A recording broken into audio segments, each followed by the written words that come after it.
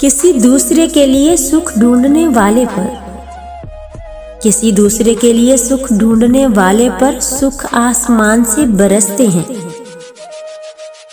याददाश्त में लोगों से मोहब्बत करना आसान है, याददाश्त में लोगों से मोहब्बत करना आसान है। मुश्किल ये है कि जब वो आपके सामने हो, जब आप उनसे प्यार कर लें। मरने वालों को तो कब्र भी बखुशी कबूल कर लेती है। लफ्ज वापस पलट नहीं सकते, लफ्ज वापस पलट नहीं सकते। कितना मुश्किल है गुफ्तगू करना। लोग हमें दूसरों के खिलाफ करके, लोग हमें दूसरों के खिलाफ करके खुद उन्हीं से दोस्तियां पाल लेते हैं। कमाने की सबसे बेहतरीन चीज, कमाने की सबसे बेहतरीन चीज इज्जत है और खर्च करने की सबसे बेहतरीन चीज इल्म है।